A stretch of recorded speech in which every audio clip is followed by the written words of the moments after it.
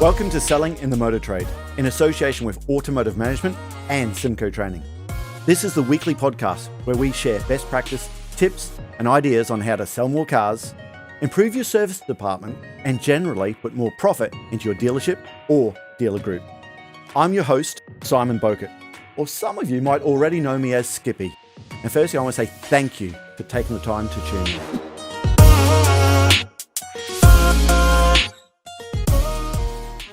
Hi, good to see you again. And firstly, this is a big shout out to Angus.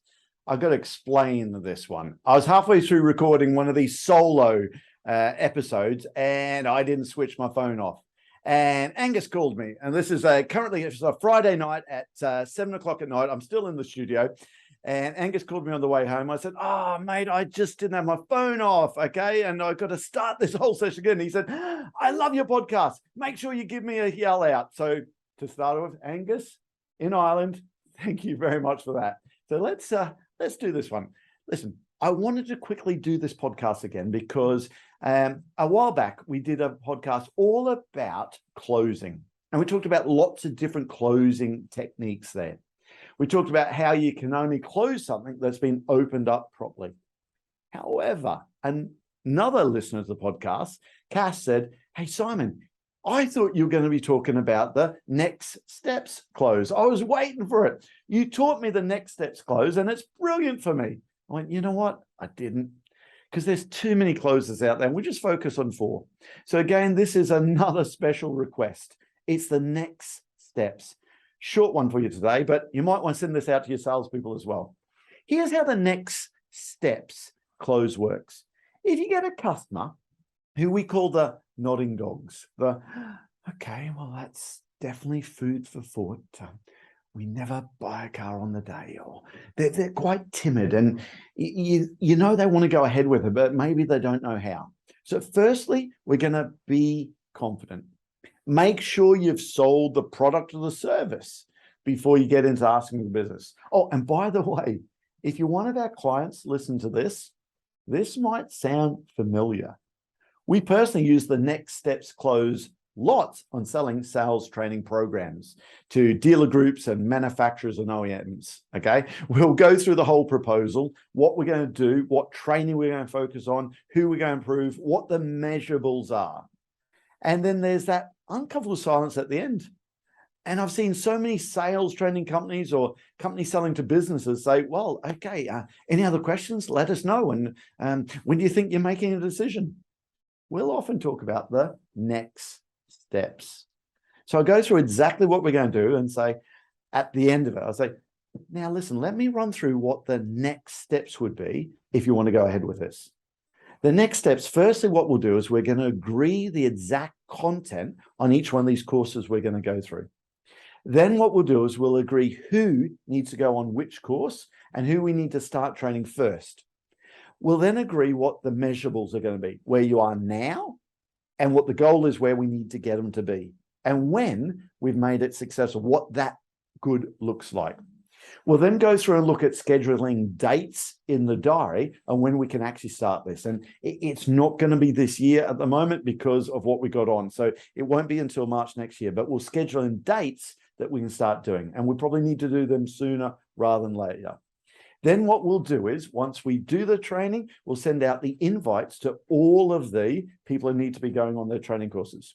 We'll send through a questionnaire on what that delegate wants to get from the course. So although we've agreed the content, we'll talk about what the specific individual on that program wants to get away from it. Any pre-course work that we've agreed, we'll go through at that stage there as well. Okay. Then once those dates are all scheduled in, we'll sit down before the very first training session, and that's where we're going to ask you to come along and introduce us. So all we'll do is we'll talk about what the next steps are. And then at the end of it is, great, listen, do you want to start with those steps? See, it's the next steps. It's kind of like a summary close to me on what we talked to one of the other closing ones. So how do you use that in selling cars? Very similar. Talk through the next steps. Something like this. Great news. Got some really good numbers here for you. Now, the price of the car is $10,000. That's the car that's got the X, the Y, the Z on it you said you wanted. Now, the current market value in your vehicle is $2,000, which works out at $8,000 balance. That's going to work out at $270 over the 36 months. It's going to come down to $209 over the 48 months. So you might ask your closing question, okay? You might get the nodding dogs, or you might just go into, now listen, Mr. and Mrs. Customer, let me run through what the next steps will be if you want to go ahead. Firstly, what we'll need to do is secure the car for you and get that order in place. Now, to do that, we're not allowed to order the car until we have the finance in place. So what we'll do is we'll take a full proposal from you just to get the funding accepted. Now, we're not going to take any deposit off you on that stage until that funding is approved, okay? And then we commit the funder at today's interest rate. Once we've got that, we'll be able to order the vehicle from Audi. We have an estimate at the moment at the back end of April, but they'll be able to give a firm date when we can actually get that. Once we've got that firm date for you, see how you just talk through the next steps and everything you're going to do. And then you can just say, great, so listen, do you want to start those next steps? Now listen, to start those next steps, let's start with that proposal. So actually the next steps, for me, it's kind of a mix between a summary close and a mix between a assumptive close.